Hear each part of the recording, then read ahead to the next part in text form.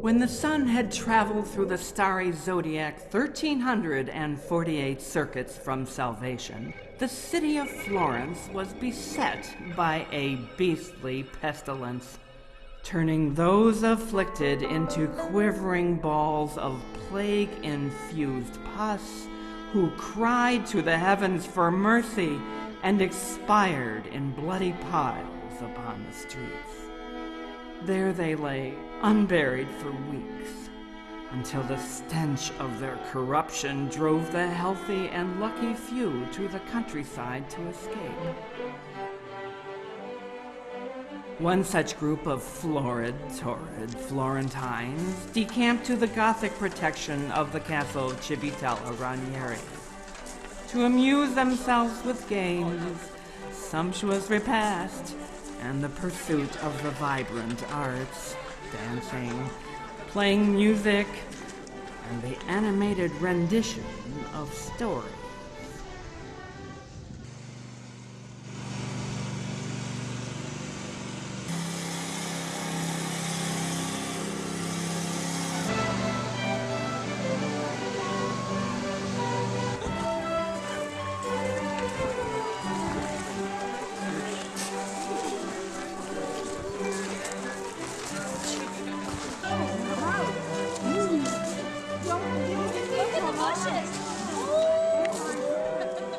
On the first day, the Marquis de Guittard told of the lovely Rapunzella, who, though imprisoned in a lofty turret, was happy, enraptured even with her music and home entertainments, and found, much to her lover's anguish, she preferred living alone.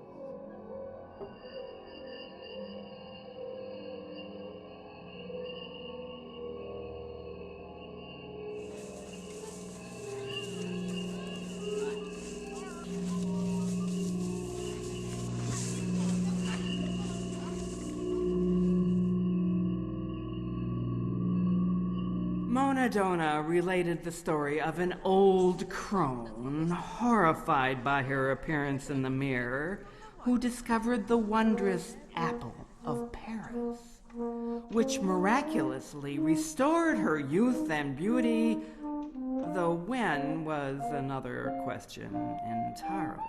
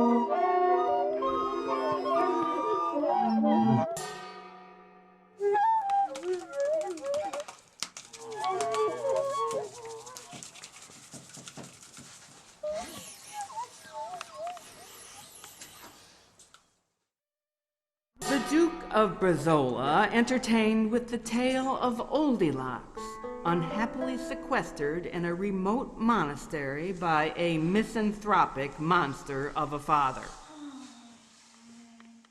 Bored and bold, she cleverly manages to send messages to her lover with a secret script, a written world, a world all of their own.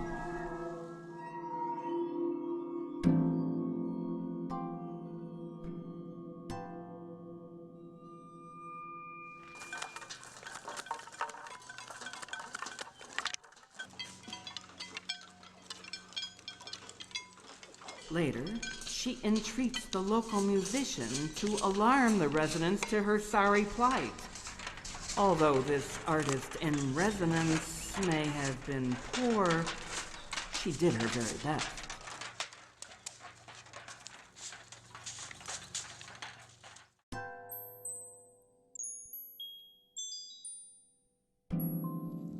On the fourth day, Ialini told how Dante Alighieri, being granted a vision of the disgorged eyes of St. Lucy, the temptation of St. Anthony, and the piercing of St. Sebastian, was transported to the fourth heaven, where the blessed spirits of the Franciscan order circled about his head like a double rainbow.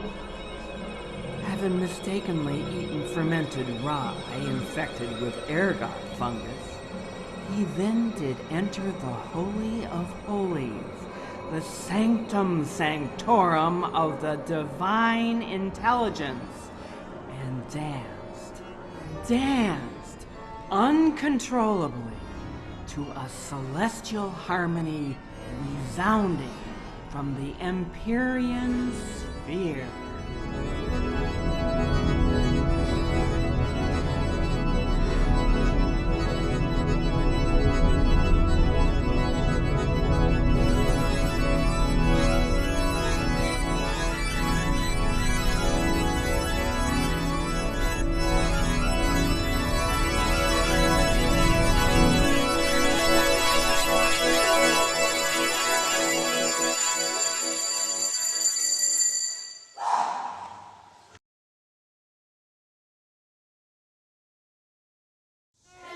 The remaining 6 days were given to joyous feasting, which, as is often the case, eventually went awry in an ungodly fashion.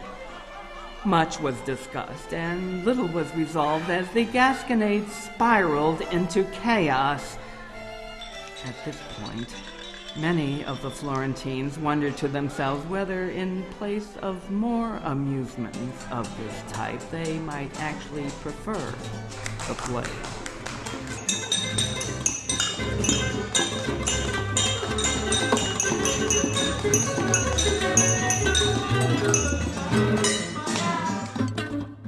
So, risking death and misfortune, they decamped to the city and left the country to the dogs, their paradise lost and profound.